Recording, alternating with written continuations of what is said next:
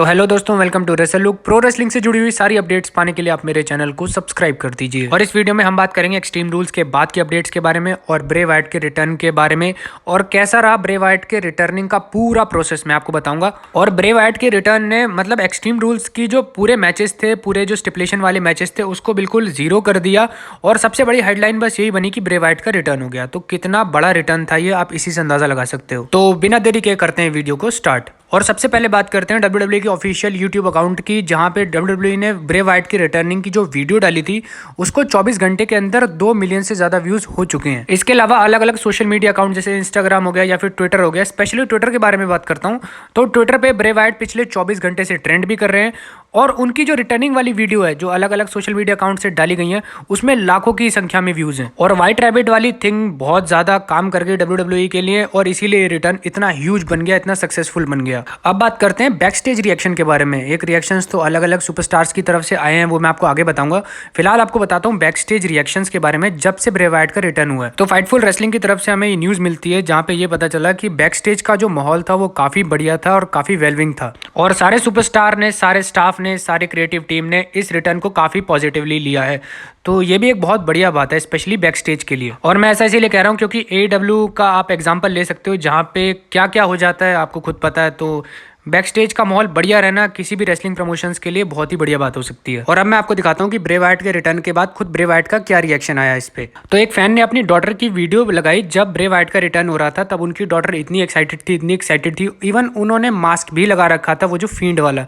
और इसी के ऊपर रिएक्शन आया खुद ब्रे वाइट का, और ब्रे वाइट ने सिंपली लिखा, this is why I miss you to all of you. तो ब्रे वाइट को फैंस के इमोशन का अंदाजा था और इसीलिए शायद उन्होंने WWE में रिटर्न अपना किया, वरना ऑप्शंस उनके पास थे। उनको कई ऑफर भी आए थे, मैंने आपको पिछली वीडियोस में बता रखा है, ऑफर काफी आए थे उनको। इसके अलावा मैंने आपको अपनी प्रीवियस वीडियोस में कई बार बताया था कि ब्रे वाइट यानी हमारे जो वैंडम है वो एक आर्टिस्ट हैं। प्रो रेसलर वो थोड़े बहुत हैं, ज़्यादा नहीं कहूँगा, प्रो रेसलर वो थोड़े बहुत हैं, काफ़ी अच्छी रेसलिंग स्किल्स हैं उनकी, लेकिन उस लेवल की नहीं है जहाँ पे वो AEW में सेट हो जाए या फिर NJPW में सेट हो जाए। मेरे ख्याल से एक आर्टिस्ट बंदे को WWE ही ज़्यादा सूट करेगी कंपेयर टू अदर प्रमोशंस। और इसीलिए मैं कहता था कि ब्रे वाइट अगर रिटर्न करेंगे तो वो WWE ही होगी। और स्पेशली विंस मैकमैन के रिटायरमेंट के बाद, अगर मान लो विंस मैकमैन अगर रिटायर ना होते तो शायद हम वेट ही कर रहे होते। इसके अलावा अलग अलग सुपरस्टार्स के रिएक्शन आए हैं। सबसे तगड़ा जो रिएक्शन था वो था मिकी जेम्स का। उन्होंने तो ब्रे वाइट की जो रिटर्निंग वाली वीडियो है वो कई बार देख ली है और उन्होंने लिखा कि मैं ऑब्सेस्ड हूँ ब्रे वाइट से और मैं कई बार उनकी रिटर्निंग वाली वीडियो देख चुकी हूँ। और क्राउड के रिएक्शन से आपको पता चलेगा कि कितने बड़े सुपरस्टार हैं ब्रे वाइट। और ब्रे वाइट कोई सुपरस्टार नहीं है, बल्कि कोई ओवर सुपरस्टार नहीं है, बल्कि एक डैम लेजेंड है। इसके अलावा ब्रे वाइट की partner, I don't know spouse हैं पार्टनर, पर उनका भी रिएक्शन आया और उन्होंने लिखा कि holy shit, I am proud of you my baby. Bray Wyatt किसी के बेबी भी हैं।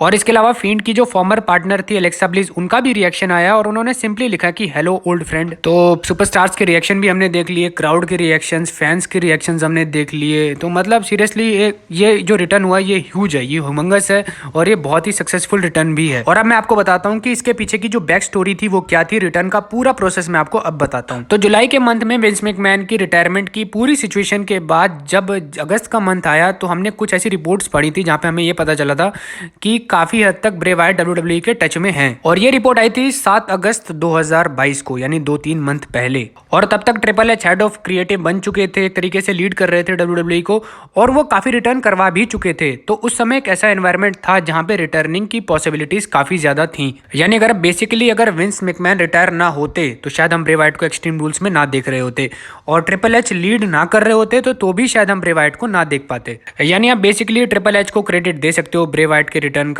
और कुछ लोग सोशल मीडिया पे कह रहे थे कि विंस मैकमैन की भी इन्वॉल्वमेंट थी इस रिटर्न में। तो मेरे ख्याल से ये थोड़ा जल्दीबाजी होगी अगर कहना कि इसमें विंस मैकमैन की इन्वॉल्वमेंट थी या नहीं। और कुछ लोगों ने शायद नोटिस नहीं किया होगा, तो एक चीज़ बताता हूँ आपको कि इस रिटर्न के दौरान जब ब्रे वाइट ने वो जो लालटेन लेके जब वो बाहर निकले तो उसमें एक ट्रिब्यूट भी था। तो वो जो आप राइट साइड में अपने स्क्रीन पे देख सकते हो, ये है ब्रे वाइट के रिटर्न के दौरान की स्टेज की इमेज। और ब्रे वाइट डार्कनेस से एक ओपन डोर से बाहर निकले हैं जिसके पीछे ब्लू एंड व्हाइट कलर की जो लाइट्स इमेज हो रही थी, जो ग्राफिक्स आ रहे थे, सेम जो था वो ब्रॉडी ली के साथ भी था जब उन्होंने AEW में अपना डेब्यू किया था। तो एक ट्रिब्यूट था ब्रे वाइट का ब्रॉडी ली को। और वैसे भी नॉर्मली अगर हम देखें, चाहे वो ब्रे वाइट हो चाहे वो फील्ड हो, ऐसी एंट्रेंस नहीं थी चाहे ब्रे वाइट की हो या फील्ड के कैरेक्टर की हो, ऐसी एंट्रेंस नहीं थी। तो ये स्पेशल था और ये ब्रॉडी ली के लिए था, यानी ल्यूक हार्पर के लिए था। तो ये रिटर्न का पूरा जो मामला था ये बहुत ही कमाल का हो चुका है, ह्यूमंगस हो चुका है, हिस्टोरिक हो चुका है। मैं तो वैसे एक्सट्रीम रूल्स को भी हिस्टोरिक कह रहा था स्टिपुलेशन के हिसाब से, लेकिन रिटर्न ने तो मतलब सबको ढक दिया और एक अलग ही हेडलाइन बना दी। एंड आई होप कि अब कुछ बढ़िया हो रॉ पे। रॉ का मैं वेट नहीं कर सकता, सीरियसली मैं रॉ का वेट नहीं कर सकता। मैं पूरे दिन एक ही गाना गा रहा हूँ, he's got the whole world. तो मैं रॉ का वेट नहीं कर सकता। तो मैं आपको रॉ की सारी चीज़ें बता देता हूँ जो होने वाली हैं। सबसे पहले ये जान लो कि रॉ का सीजन प्रीमियर का शो है और रोमन रेंस रॉ के लिए एडवर्टाइज है और पूरी ब्लड लाइन भी एडवर्टाइज है। और एक स्पेशल सेलिब्रेशन होने वाली है मंडे नाइट रॉ पे। 25वीं एनिवर्सरी है, 25th एनिवर्सरी है डी जनरेशन एक्स की। तो जो विंटेज पुरानी WWE देखने वाले हैं उनके लिए एक बढ़िया मोमेंट हो सकता है ये। और एक चैंपियनशिप के लिए मैच भी है, यूएस चैंपियनशिप के लिए सेथ रॉलिंस और बॉबी लैशली का मैच है। सेथ रॉलिंस अभी अभी एक्सट्रीम रूल्स में हार के आए हैं, तो इसके प्रिडिक्शन करना थोड़ा मुश्किल है। अब ये तो बात हो गई एडवर्टाइज वाली चीज़ों की, लेकिन जो मुझे पता चला वो मैं आपको बता देता हूँ। तो मेन इवेंट में, जहां तक है, मेन इवेंट में मैच हो सकता है Sami Zayn versus Matt Riddle का। और डी जनरेशन एक्स का जो पूरा सेगमेंट होने वाला है वो शो को ओपन करने वाला है।